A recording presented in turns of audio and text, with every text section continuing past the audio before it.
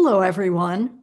I'm Marcia McNutt, President of the National Academy of Sciences, and it's my pleasure to welcome you tonight to the National Academy of Sciences for this special screening of the film Out of Plain Sight. I'm sorry that Academy business takes me elsewhere. I have to be on the West Coast for some meetings, and I can't join you tonight, but let me tell you, are you all in for a treat? Now, many of you know that the Academy's mission is to provide independent, authoritative, and trustworthy scientific advice to the government and for the benefit of society.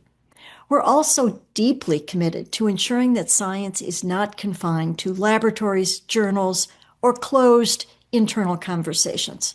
Science must be understood, trusted, and accessible to the public it serves. And tonight's film speaks directly to that commitment. Out of Plain Sight highlights not just the outcomes of science and journalism, like peer-reviewed studies or news articles, but the often unseen process behind that.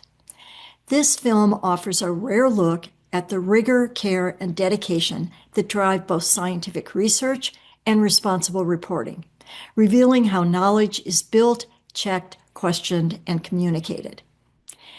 By revealing this process to the public, the film helps strengthen trust in these essential forms of inquiry, and this is something we badly need today. Storytelling is at the heart of Out of Plain Sight. It is one of the most powerful bridges between scientific knowledge and human experience that we have. Now, I can tell you, having seen the film, I am not a person who naturally gravitates towards documentaries. If I'm watching a film or television, I want to be entertained. Well, let me tell you, this film is gripping. You will be at the edge of your seat. The film raises issues at the intersection of environment, health, industry, and policy. These are issues that the Academy engages in every day through our convenings, our consensus study reports, and our commitment to serving society. I want to thank the filmmakers and film subjects. I want to thank the Environmental Film Festival in the nation's capital for helping bring the screening to the Academy. And I want to thank all of you for joining us tonight. After the film, we'll have an opportunity for discussion with several of the scientists featured in this documentary. I invite you to watch not only with curiosity, but with the questions and insights that will help move this conversation forward. Thank you for being part of such an important evening and enjoy this film. Thank you. Bye. Thank you all so much for joining us. That's a very tall act to follow, but I'll give one more welcome. My name is Monica Shore, and I'm the Executive Director of the Environmental Film Festival in the nation's capital. We're so fortunate to be able to present this encore screening of Out of Plain Sight. For those of you who joined us this past March, this was not only our closing night film, but also our 2025 Shared Earth Foundation Award for Advocacy winner. The spirit of this award lives in every single beat that this film and these filmmakers have had on the circuit since. We are very fortunate to have them. It has been a breakneck season for them. Rosanna Xia, one of the co-directors, will be here with us, so please do stay after the film for that Q&A. If you were with us in March, this will be a different context to the conversation. As Marcia said, this story is inherently collaborative. What moved us in March to close with this, to award it the Shared Earth Foundation Award, is the fact that filmmaking is collaborative, not competitive, that journalism is collaborative, not competitive, that science is collaborative, not competitive. And so too are the solutions and the note of hope presented in this film. In fact, very much am of the world of documentaries. We know that they can be entertaining. I think it's also very important to note that Out of Plain Sight has been lauded with many deserved awards beyond the Shared Earth Foundation Award, no shortage of audience awards, and of course, 2025 Jackson Wild Media Award for the Best Investigative Film. If you have your finger on the pulse of the nonfiction circuit, you know that investigative filmmaking, investigative writing is not in short supply. So we laud it tonight. tonight. We laud the science involved. We laud the storytellers involved. This will be the final screening for the Environmental Film Festival in this calendar year. If you're at all interested in learning more about our work, I invite you to join us next March 19th through 28th, 2026. We're so proud to be able to return back to the National Academy of Sciences to collaborate with cultural programs to keep bringing stories like this, filmmakers like this, science like this into our communities. So I thank you for joining us. I thank you for being here. And please, take it in reverence, take it with a grain of salt, take it with hope, but keep turning up for these stories and these scientists. It is so sorely needed, and I'm so appreciative to each and every one of you for joining us tonight. Thank you.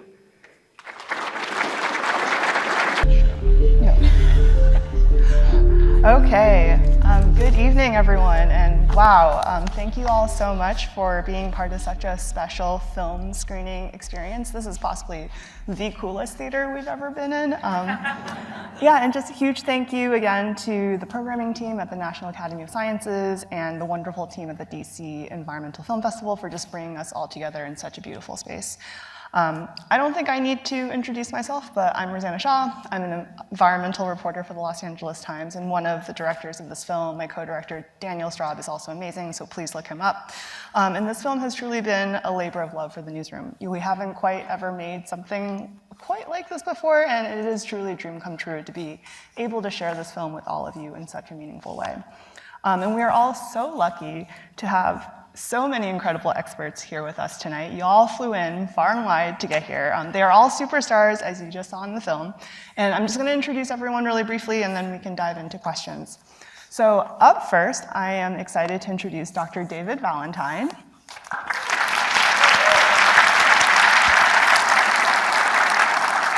Dave is a professor of geochemistry and microbiology at UC Santa Barbara, the founding director of the university's marine science program, and also the Norris Presidential Endowed Chair in Earth Science.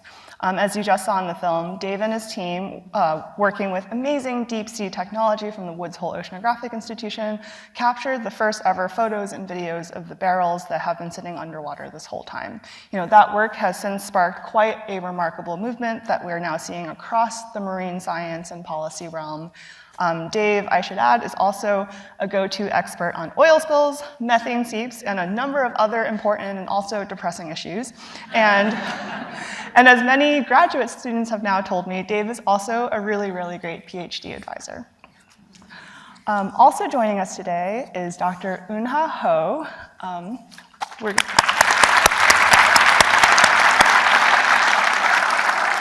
Eunha is a professor from the Environmental Health Division of San Diego State's School of Public Health. And I will just say, every time I talk to Eunha, and also her co-PI, Nate Daughter, who's somewhere in the room. Nate, you're going to raise your hand. Oh, he's always in the back. So there's Nate. Every time I talk to Eunha and Nate and her lab, my mind explodes. They have done such trailblazing work detecting new chemicals in the environment that we have never thought to keep track of. And her team has also been on the forefront of tracking the legacy of DDT contamination through our entire marine food web and beyond. Eunha is an amazing example of what it means to truly connect the dots. And in so many ways, Eunha's research projects exemplify the collaborative spirit of science. And speaking to the collaboration of science, it is a huge honor to also have Dr. Lihini Aluwihare joining us today from the Scripps Institution of Oceanography at UC San Diego.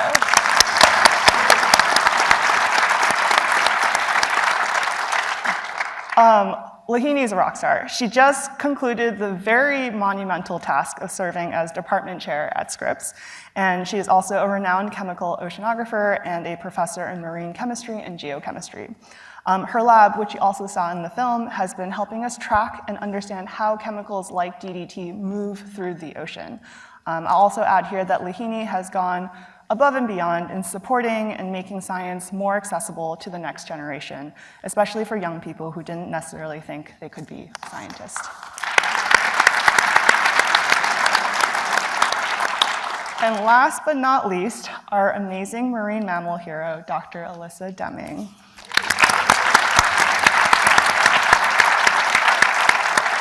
Alissa is the Vice President of Conservation Medicine and Science at the Pacific Marine Mammal Center in Laguna Beach, where she takes care of all the dolphins and pinnipeds that wash ashore in Orange County and beyond. And as chair of the Sea Lion Cancer Research Consortium, Alissa is also guiding so much of the research right now on this one super mysterious cancer that has been killing a shocking number of sea lions in California.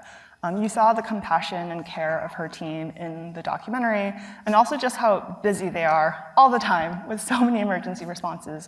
You know, I actually just saw Alissa in Portland at a toxicology conference, and she ended up getting asked to please help with a massive whale stranding on the Oregon coast right before her presentation. So that's Alissa's life all the time. So Alissa, we are very grateful that you made the trip to DC today for us. Can we give everyone another round of applause?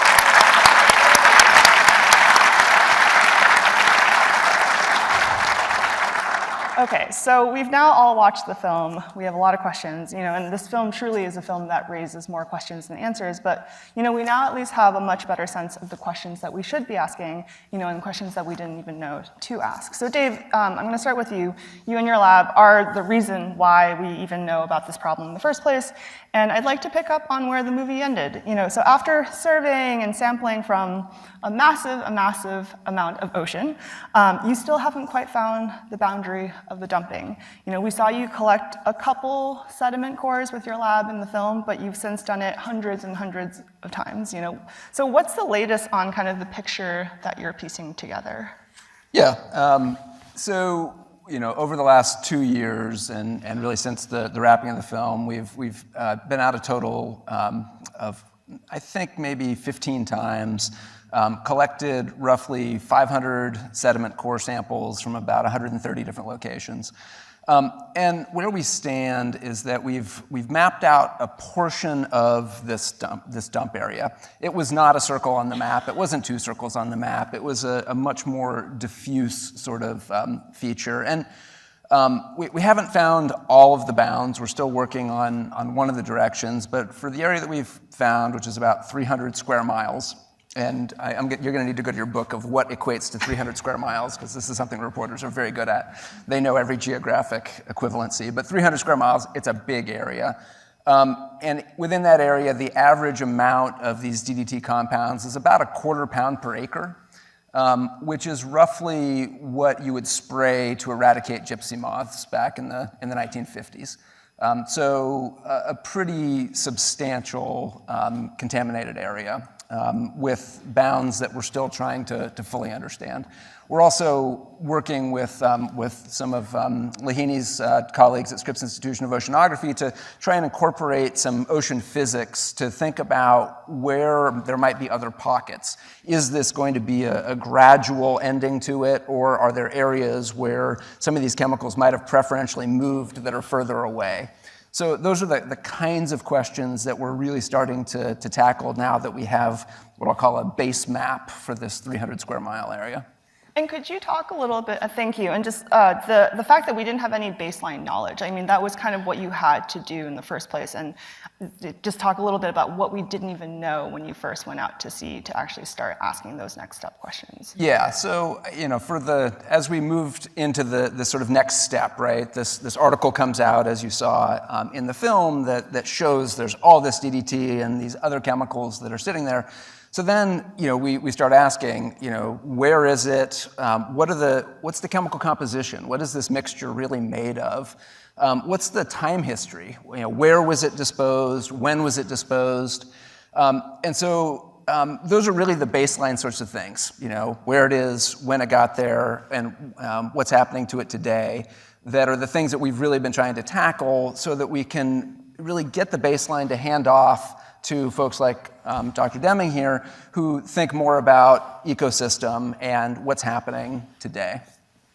Yeah, and you know, Alissa, you are in the field treating our marine life day in and day out. You're seeing firsthand their pain when they wash ashore. Could you tell us a little bit more about the patients that you're seeing in the field, or even some of the patients that we saw in the film, you know, and what the health of these animals are telling us, you know, about the health of the ocean and the environment that we share? You know, I will never forget when you first told me, like, if we can't save these animals, you know, at least let's make their deaths more meaningful. But could you just expand on kind of what the animals have been trying to tell us for the last 40, 50, 60 years? Yeah, absolutely. So we're really lucky in the US that we have a really strong network of what's called stranding partners that can help respond to sick and injured marine mammals for an animal welfare reasons. And that has very strongly been the mission of stranding networks, is to help animals, get them rehabilitated, and get them released back out into the wild. I would say over the past 20 to 30 years, with support of a few people in this room, we've recognized the fact that we can utilize these animals to better understand the impacts that humans are having on the ocean. And it's kind of like the world's largest experiment, unfortunately. And sea lions are mammals, so they're very much like humans. So the way that they're being impacted by these chemicals really does mirror the kind of health problems we could see in people if they were impacted like that. So one of the benefits of having access to these animals at rehab facilities is we can take the messages they're bringing to us, the illnesses that we're seeing in them, and try and tease out the things that can happen physiologically to them being exposed to the kind of chemicals that we've introduced to the environment. And now we kind of feel an obligation to do that, to continue to take these messages of these animals and be able to learn from the mistakes of our past to hopefully improve what we do to the ocean in the future and try and figure out ways, if any, to remediate the problems of what we've done in the past.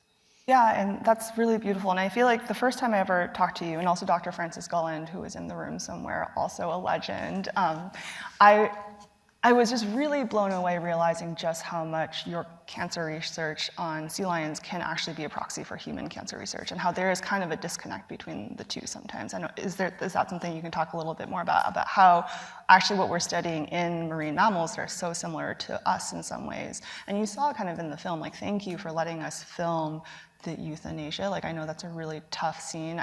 I know that took a lot of trust from you and your team. And just like, but that sea lion, the way our cinematographer, Austin Straub, like shot it, the sea lion felt so human. And I feel like that was a message we really wanted to bring to light for folks, because we do have such a land-centric way of thinking about our environment, but the planet is the ocean and everything's interconnected, and we have so many more similarities than we realize, right? Yeah, absolutely. So I'm a veterinarian and clinically take care of animals, but I also pursued a PhD.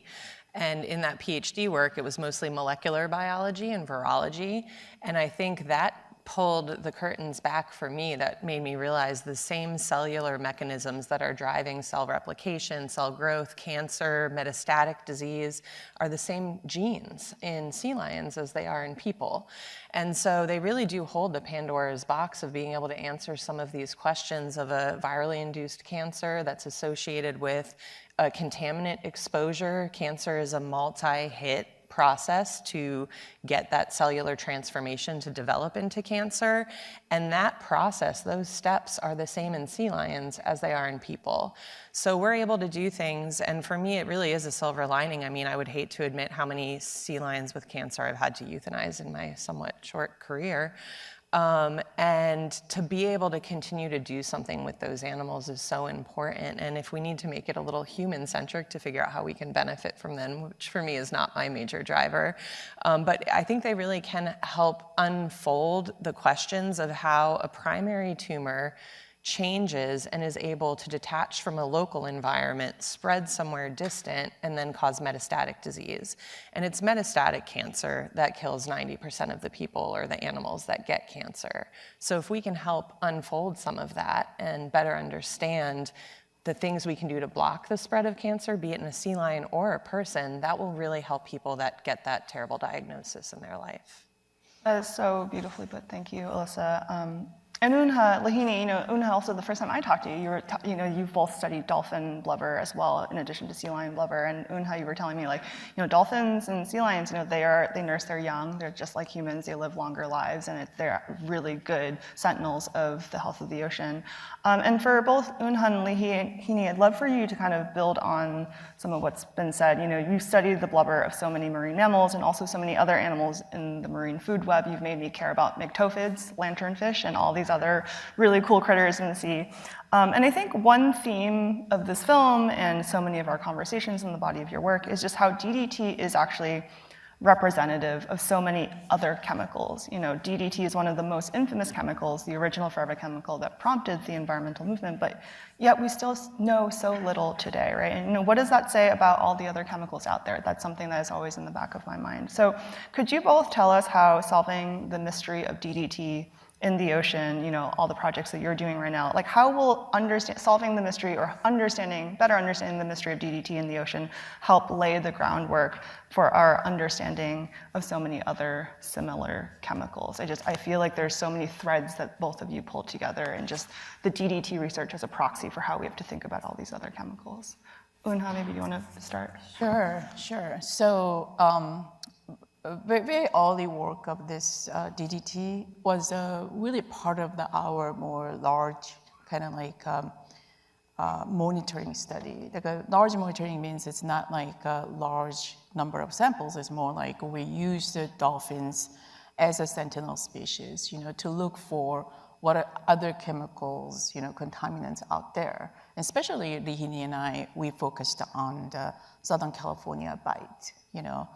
We know that because it's highly urban and all the cities are located in the coastal. And then we have also quite industrial reasons as well, you know. So it's kind of like we all hypothesize there. So many chemical contaminants probably will go to ocean, and then the marine mammals are probably exposed to that. One reason that one of the kind of marine mammals are kind of interesting is they're at the top of the food chains.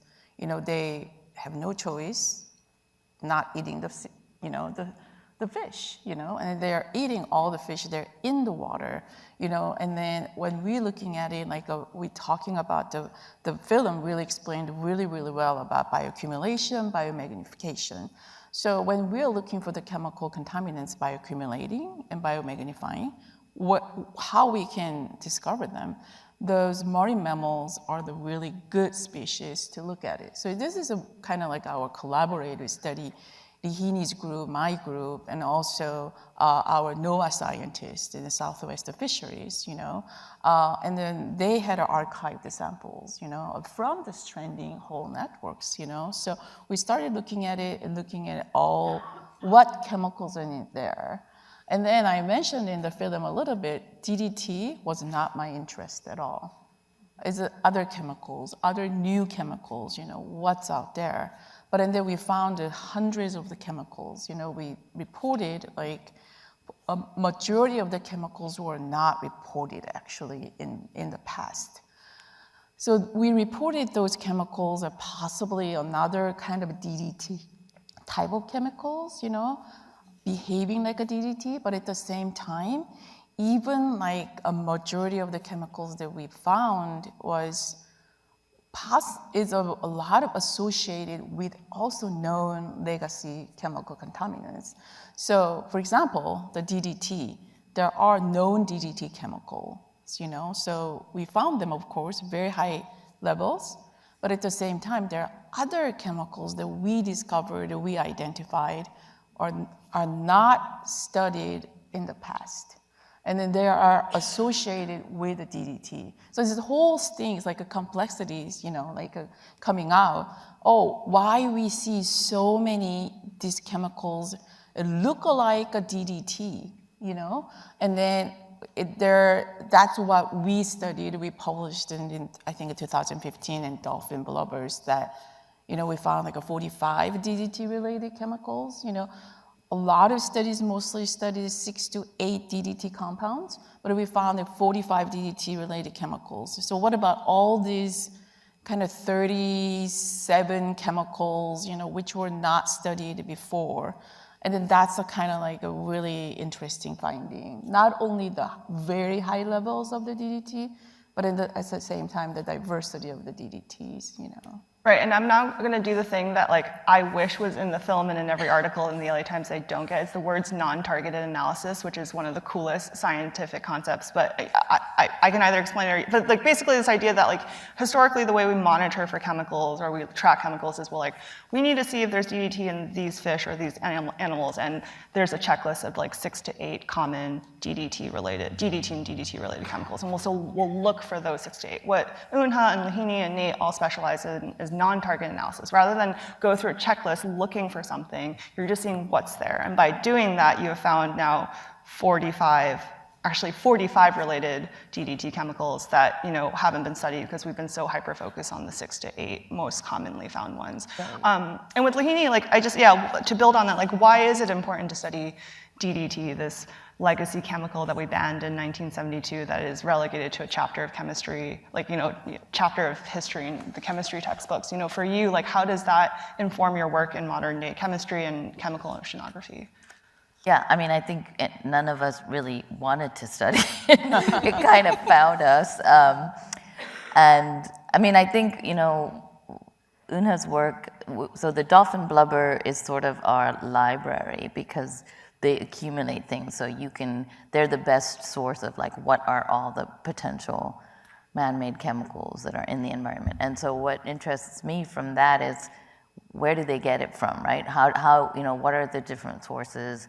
And because when we look at the myctophids, so these are, they're fish that I didn't appreciate either, but they happen to be actually one of the largest biomass fish in the California Bight, actually. So they live mostly at about 700 meters deep, and then they can migrate all the way up to the surface. So they can migrate, you know, 3,000 feet in a day.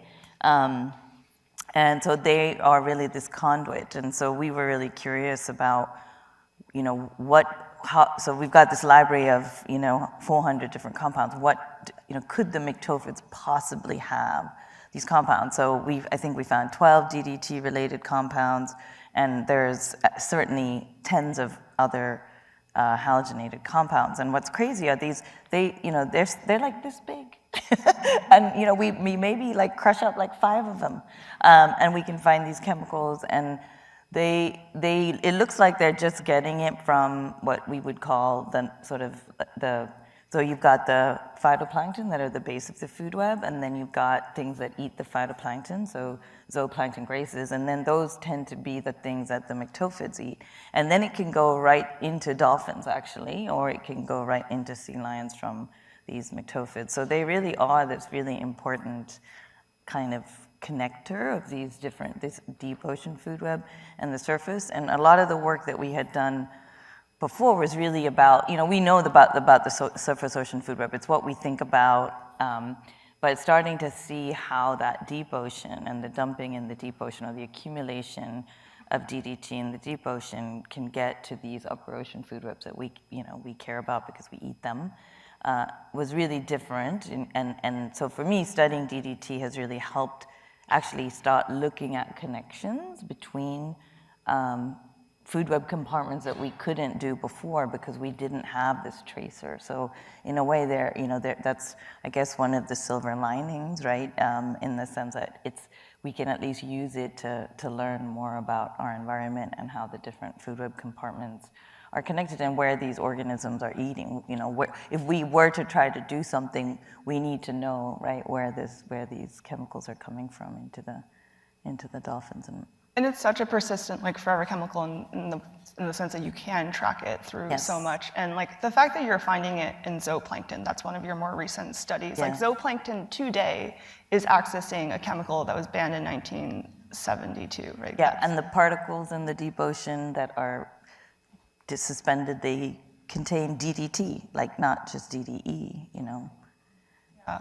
And I think, so as you're talking about the myctophids, I kind of want to make this point, and I'm about to get on my soapbox for a second, but I think the thing that really clarified for me and our film team when we got to visit all of your labs and go to all these really cool archives, and especially the Cal Coffee archives, like the jars and jars of fish samples taken methodically since the 1940s from all these different sample stations, and just really showing kind of time, like snapshots through time for so many decades. And so when like a question comes up in the future, like today, and then we want to go back through time, we don't need to like wish for a time machine. We could literally go back and start pulling up those samples from myctophids for your labs to study.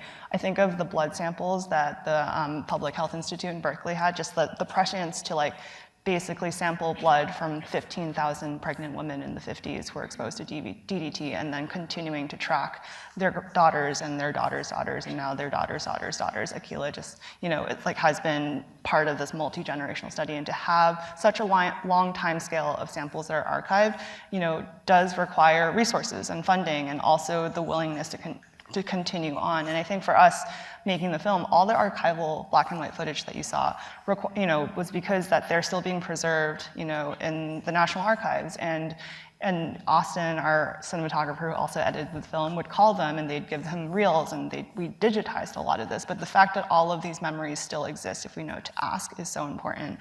And I think, at a time when efficiency might be a word du jour, at a time when budgets are under question right now, I think something that feels like it's been less appreciated is the importance of just maintaining negative 40-degree freezers full of things for a really, really long time. And I guess to each of you, and maybe Lihini will start because I just started thinking about Cal Coffee, what is, one archive or data set or something kind of in the universe of science that you are grateful for that still exists, today, that has been instrumental to your work, whether, an archive, even institutional knowledge, or an agency in charge of maintaining something that's useful. What is an example of something that you feel like more people should know about?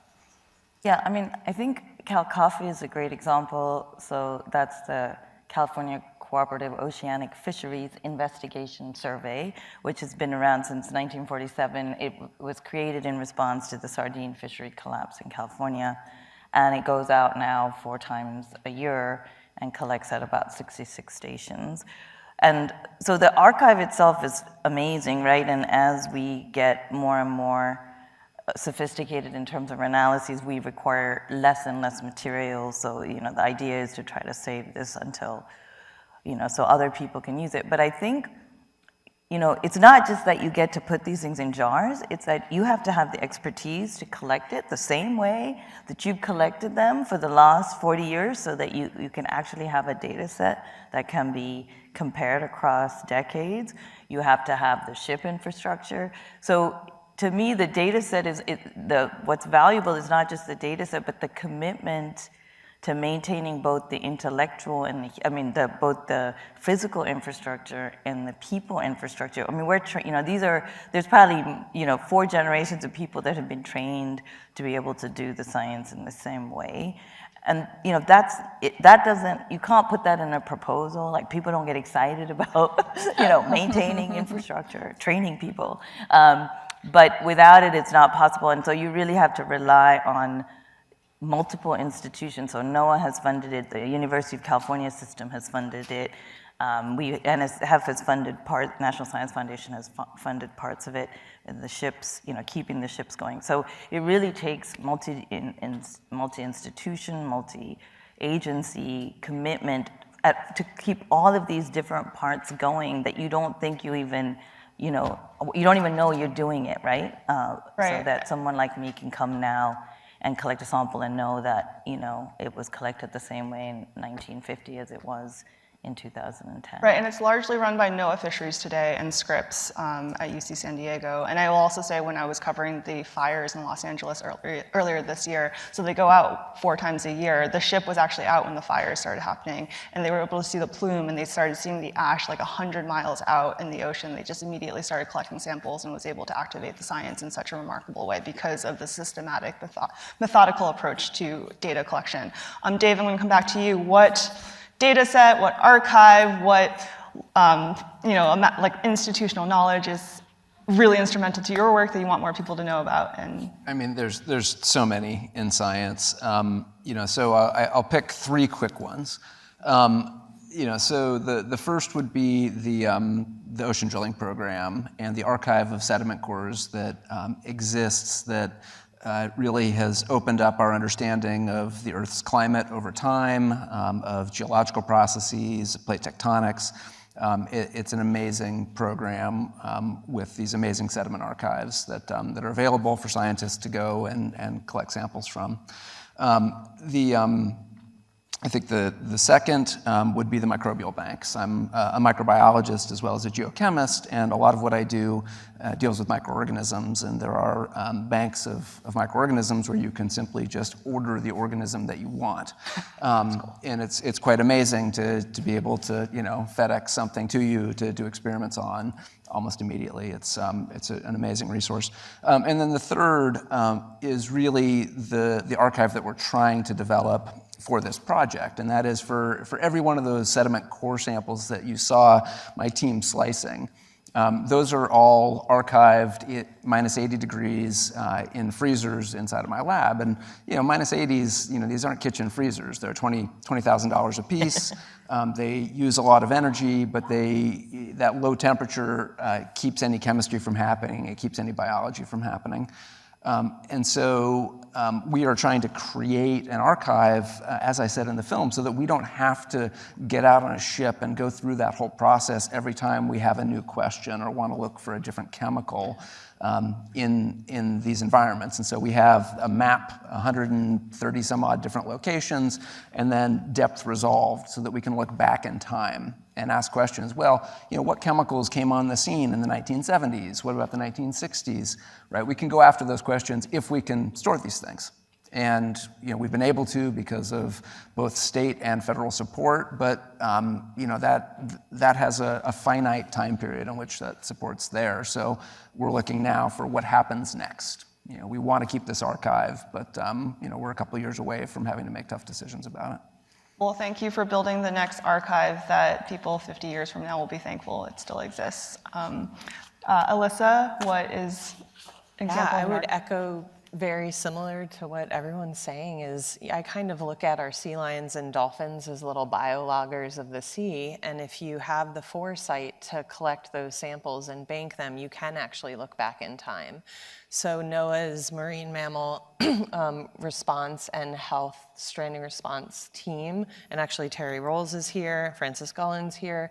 Over the past 25 years, there has been support for stranding networks that allowed me to do my PhD 25 years later. And instead of having to do prospective research of collecting samples, it probably would have taken me 10 years to do my PhD if that was the case. But to be able to reach into freezers and pull samples out and give an epidemiologist this massive case control comparison was what allowed us to tease out that it was a herpes virus infection combined with these high levels of DDT that was causing the cancer in the sea lions. So without these tissue banks that have been supported, and with the stranding networks, it really is piecemealed together year by year. It is hard to get support. We just got 2 minus 80s. I never thought I'd get so excited about buying freezers. Like the best part of our construction expansion is those freezers to me, because it's the future of our science to be able to store and bank these samples, and it's so important. So baseline data is important, supporting consistent work to make sure that the samples are collected in a way that they can be compared. And then the technology is advancing so rapidly. So questions that we may not be able to answer today, we could answer in 5 years from now because DNA sequencing is getting easier, or we're developing more techniques. So it really is the foresight, at least for my career. I'm standing on the shoulders of giants that had the idea, I don't know what we're going to do with these samples, but I know this is an important story to tell. So I'm going to collect the samples, I'm going to keep them, and then we collaborate with a bunch of people that have a specialized skill set in different areas and try and string that thread of the impacts of a variety of things we're doing to the environment. Yeah, absolutely. Oh, yeah. I just want to throw in that minus 80 freezers are cheaper than time machines. Yes, right? way cheaper. Support your minus 80s. Eunha? I really echo everything that all was said. I think I really want to mention, every scientist, we collect the samples, we say like how precious those samples are. Everybody's like, we need more freezer space, we need more freezer space. But at the same time, it's so important the samples were collected in the very right way, and then consistent way, and then archived properly, And those are the samples are really, really valuable.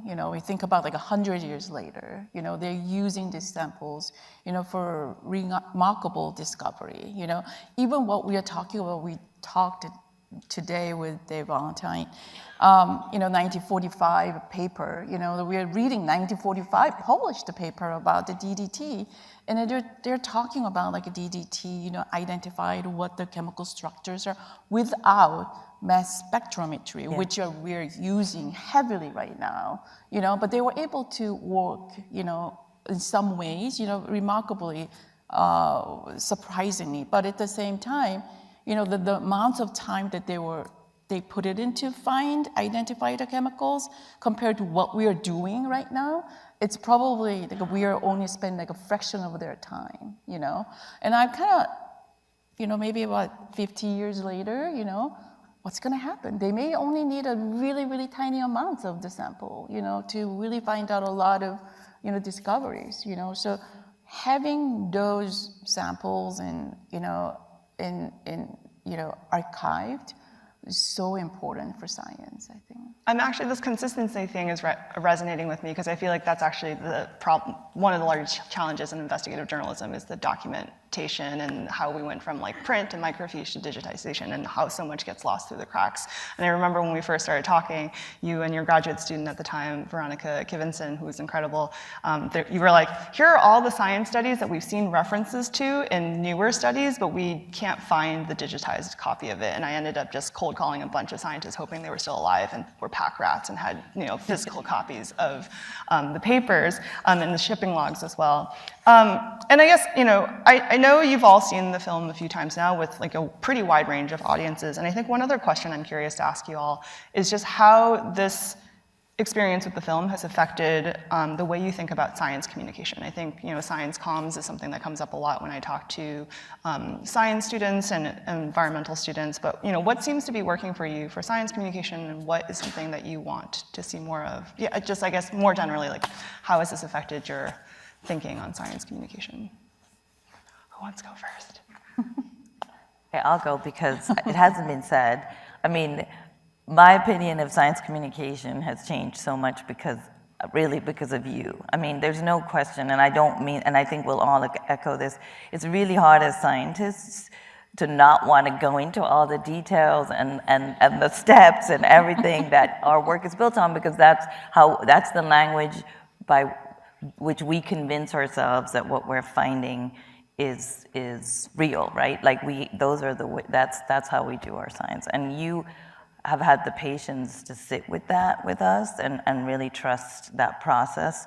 And I think that doesn't happen very much, but I think it's important for people to see, you know, just like the collaborations we're talking about, the infrastructure that goes into science, and just how long it takes to really come up with this data. So for me, I appreciate the way you've done it, and of course I appreciate how important it is. Like I don't think just watching and, you know, just seeing the impact, like my own family members seeing this and how they reacted to it and how they've gotten really energized, you know, that's inspirational to me, and I wouldn't have sought that out myself, so I'm very grateful for that.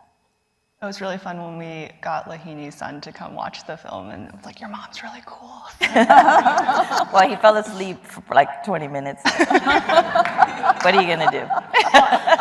I mean, I feel the same way. I don't ever get to watch people read my articles, but getting to watch like a room full of people watch the journalism and the science is really cool, and that really does resonate with me too, because I do feel like, you know, one thing that I've been thinking a lot about as a journalist is that usually people don't get to see the journalism until it's fact-checked, it's done, and it's published. Same thing with a science paper, right? Like we're so nervous about sharing our process because we're such perfectionists, right? And I think part of the beauty of just what you have allowed us to do is document your process before the conclusions were even settled, before you even really had crystallized what questions you were asking, but that we were allowed to let the audience see just the amount of rigor and care that goes into the scientific process. And I think at a time when there is so much distrust in both science and journalism, I feel like every time we've taken this film somewhere across the country this year, like we have felt like the audience reconnect with like, oh my God, this is what it takes to do science, to do investigative journalism, and this film has actually been a beautiful way of rebuilding trust with so many different audiences. Science communication. This is really a fun. This is like I'm geeking out now. So yeah, this is exactly what we like to talk about. You know, so for me, the story really started around 2011 when we were on the first of our cruises to this area, and we weren't even studying the dump site. We were doing something entirely different, and we just happened to have a little bit of spare time to go and look into some of these old stories. And that it all, for me, started over the course of about a week, first with some the sonar images and then physical images, and then going down with a remotely operated vehicle and seeing what was down there. And almost immediately, I knew that this was really something that was going to capture people's attention. But it still took until 2019 to get from the point of, oh wow, there's something that happened here, to the point where I felt comfortable putting this out to the world, and specifically to Rosanna. And that was the scientific process, and that was me wanting to be able to tell a grounded, accurate story of what had happened, as opposed to just putting these images out there and letting people create narratives around them. And so, to me, that was the science part. And then as I began working on that project, I realized that this would be a really amazing opportunity to get people to care about the deep ocean, which is something that very few people care about. And the path to get there was not to publish a scientific paper in the peer review literature, because then, basically Lihini and Eunha would read it and nobody else, right? Like we read the same stuff, but it's like it. And so part of that process was actually going to the LA Times and finding, and the LA Times was the natural group to do it, because they actually do investigative journalism still, and they care about the California coast. So that was the nexus point.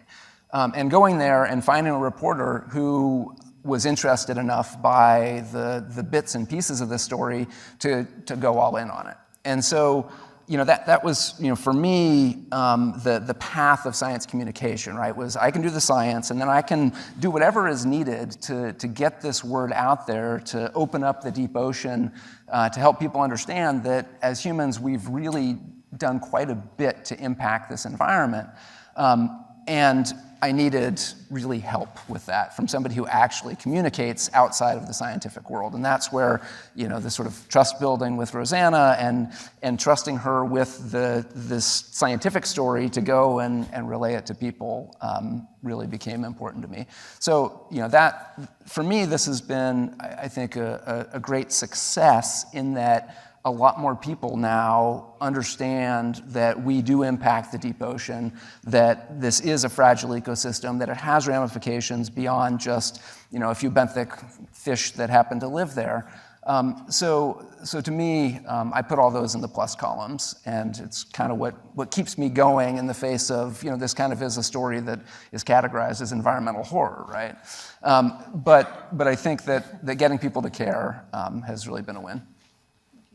I am also going to be mindful of the time. I'm going to ask you two, but also if anyone has questions, we'll start taking questions from the audience. I think there are 2 mics, so... and Alyssa's parents have to have a question. Yes, and start thinking about questions, and we'll have time to take a couple. Alissa, Eunha, science communication.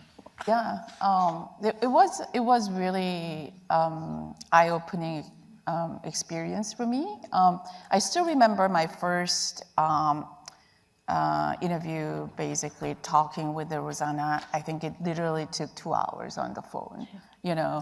I never expected to talk with a journalist, about science for 2 hours, in the multiple ways, And Rosanna kept apologizing to taking time, but I was saying, no, I'm totally fine, 2 hours. It went just passed by. I was really, really impressed. And then through this whole film making experience, I really changed my point of view of I hate being in the front of the camera. I'm really not natural, I really hate it. But I saw the film and I trusted Rosanna first. Okay, Rosanna, if you want to do it, I will do it.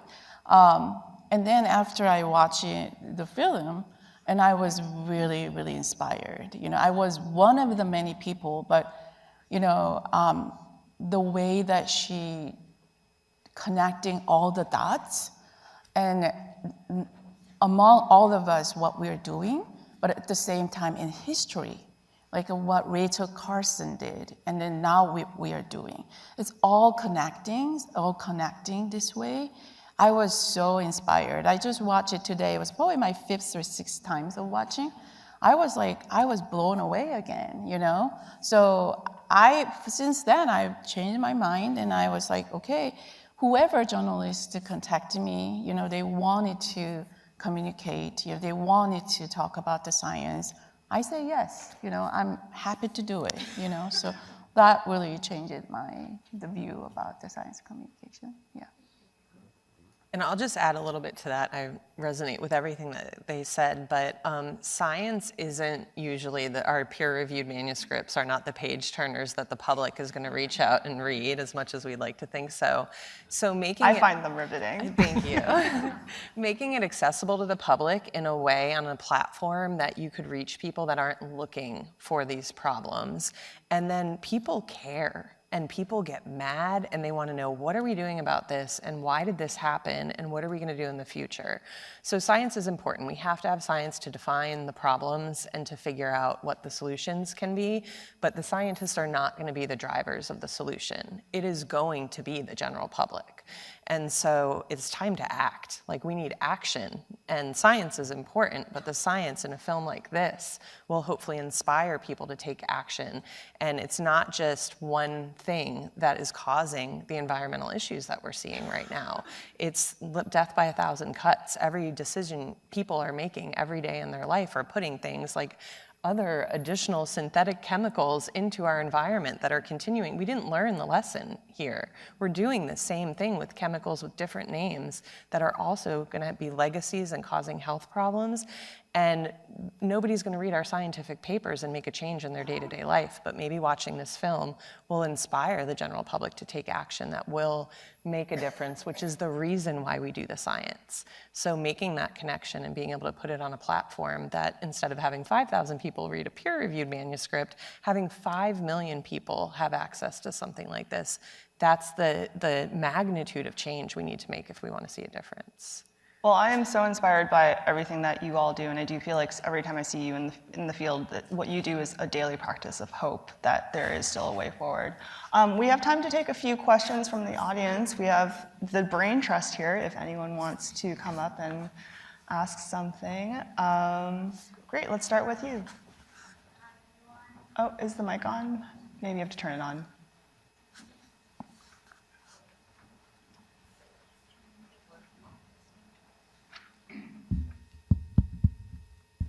There we go. Hello. Yes. Hi, everyone. My name is Diksha, and I'm an undergraduate student at the George Washington University. Thank you all for being here. It was really eye-opening to see this amazing film. My question is about the Indigenous and Native voices that were presented in the film. I think that was really powerful, and I wanted to ask more about how do you include these voices in scientific work that can often be seen as just like sitting in a lab all day or whatever that equivalent is in your field of research. Yeah, thank you.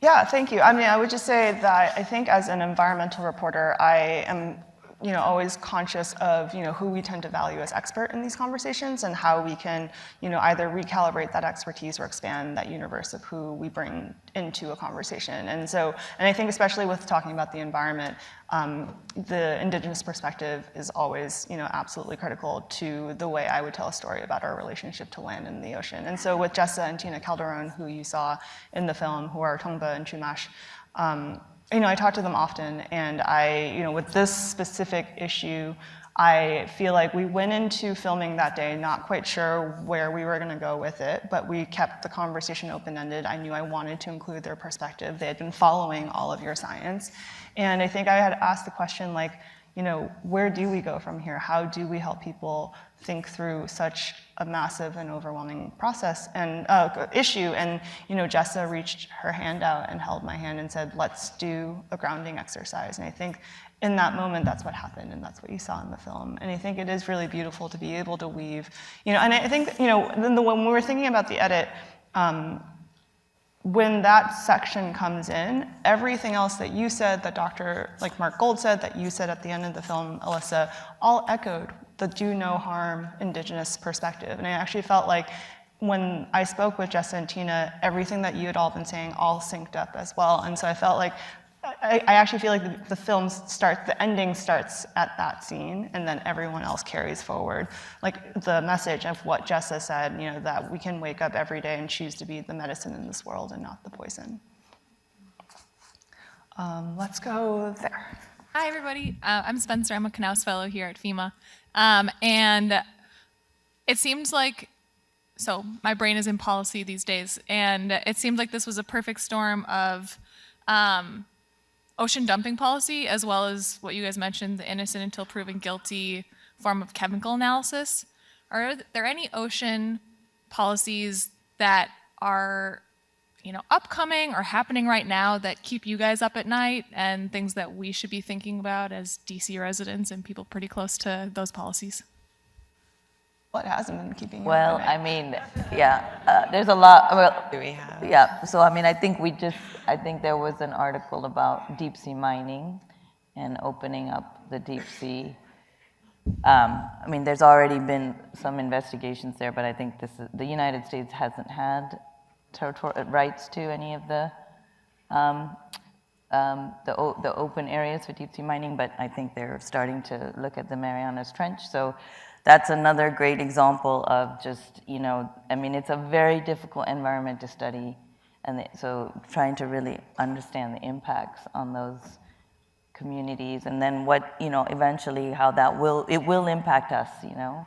And it's not to say that I don't think, you know, there's a lot of reasons to look at the deep ocean for resources, just because the alternatives, you know, are also not perfect, but these things have to be done very carefully, and we have to trust, you know, we have to do the groundwork to really understand the impacts. So that's one thing that I think about right now. So I will add to that the rollbacks that are potentially going to happen with the Marine Mammal Protection Act and the ESA Species Act at the exact time when climate change things are causing an environment that's adding additional pressures to these populations definitely keeps me up at night. And something that I'm starting to recognize is the juxtaposition between the burden of proof on pharma for trying to develop safe drugs for people to save lives, the years and millions of dollars that they have to put into to develop and get a drug release that's going to help you when you're sick. But when it comes to manufacturing these synthetic chemicals that we have no idea that are going to last forever, why aren't manufacturing companies held accountable for that same burden of truth that we held big pharma to, that are trying to make medications that are going to help us? And I feel like if those pressures were on the manufacturing companies a little bit more, that burden of truth was on them as opposed to the scientists retrospectively and saying, oh, we shouldn't have done that, we would live in a healthier world. And if you look at the patterns in nature, I remember being in biology when I was like in 5th grade and being like, wow, it's so cool that everything's a loop. You know, we breathe in oxygen, we breathe out carbon dioxide, trees breathe in carbon dioxide and breathe out oxygen. It's a loop. Nothing dead ends. You know, the world recycles everything. We need to learn that from nature. If we weren't making these synthetic chemicals that last forever, we wouldn't be in this problem. So putting that burden of truth on manufacturers, trying to have policies that try and drive technology to figure out ways that we can close that loop and recycle some of these chemicals. The chemicals are also life-saving. DDT saved people. It killed mosquitoes. Malaria is a major issue. It helped our troops. You know, it was a life-saving chemical in that time. Would we have still used it, though, if we knew the domino effect it was going to have for hundreds of years? Like, we don't have the scope. One generation and we forget what happens, you know, but the effects are still lingering. So I think those are all the things that keep me up at night. So welcome to my nightmare. We'll go on, the left. Hello, excuse me, my name is William Sullivan. My background is in urban planning, and one of the things that we do in urban planning is community engagement, and we look at problems spatially, and I saw a lot of spatial reasoning with like your maps and hunting down where these dump sites were, and I was just wondering, there are people probably in their 60s, 70s, 80s with these memories. Docks are vibrant spaces with a lot of stories, diversity of people, and I'm just wondering through this process of the documentary, have people been coming out saying, oh, yes, I do remember, or, oh, I didn't know what you were doing, scientist people with weird instruments, but now I do know. So I was just curious, I guess this is a science communication question, but also, are people in their later years of life coming out with stories that maybe are helping you now?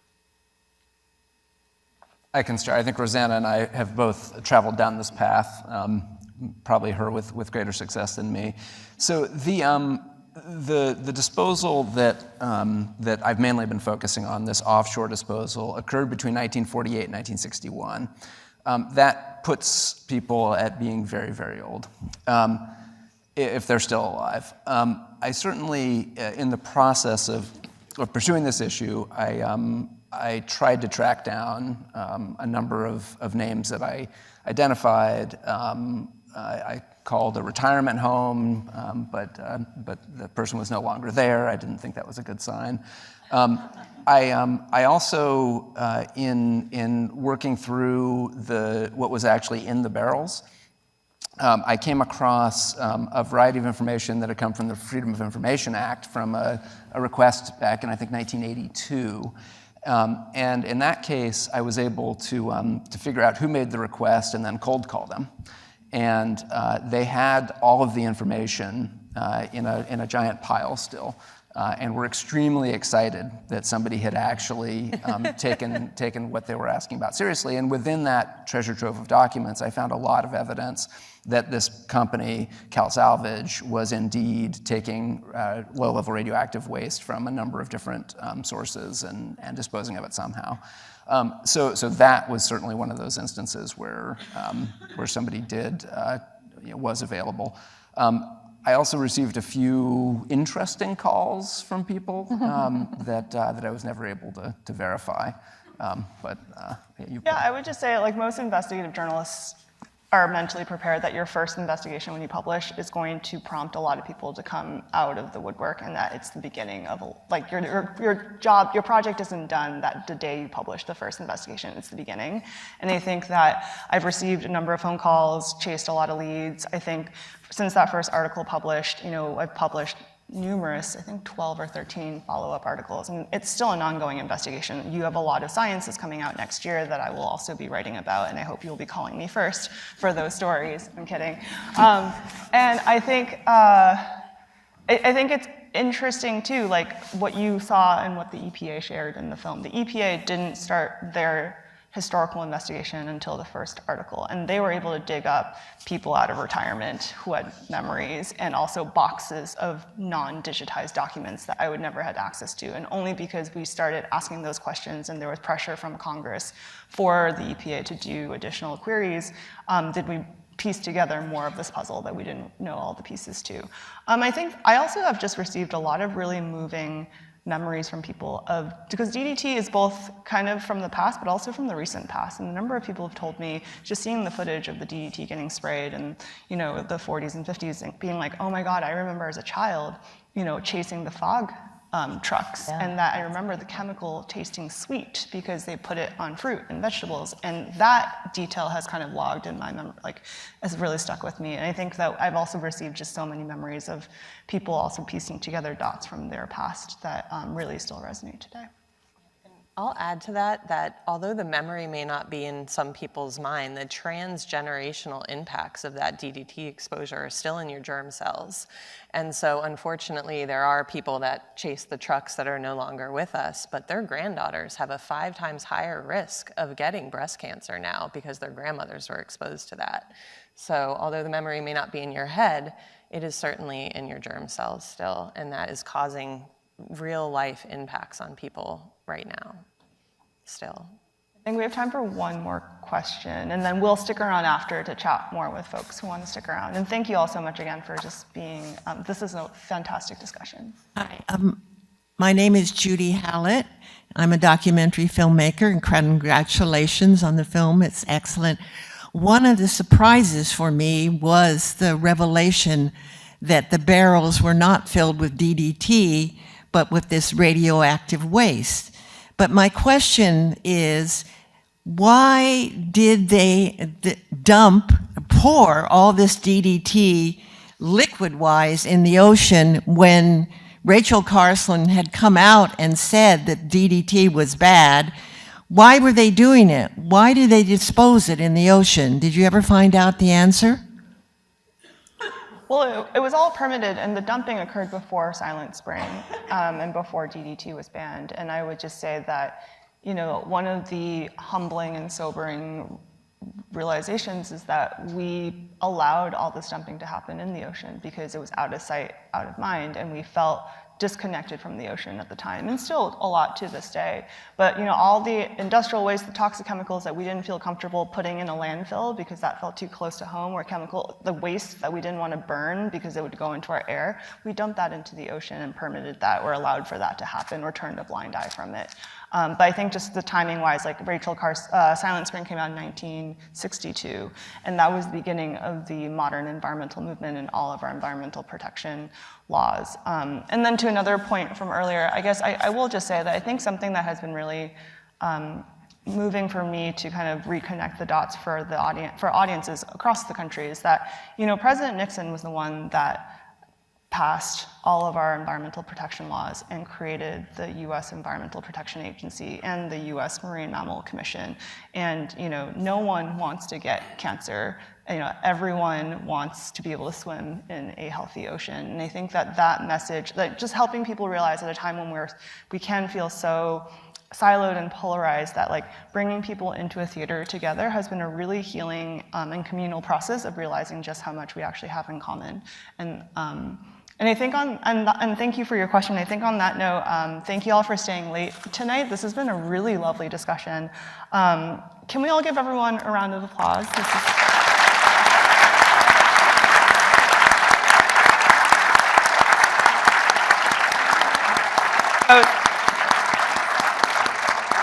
Thank you all for sharing your expertise today. Thank you for just the hard work that you're all doing day in and day out in the field and in your lab. And just thank you to everyone for your thoughtful questions today. I just want to thank again to the National Academy of Sciences programming team and also the DC Environmental Film Festival, which their next festival is in March. Their programming is fantastic. Thank you for hosting this really inspiring event. And these are not easy issues, and the road ahead is long, but let's keep these conversations going. You know, every single person in this room can make a difference, and I'm just so grateful to all of you for sharing this evening with all of us. So thank you so much.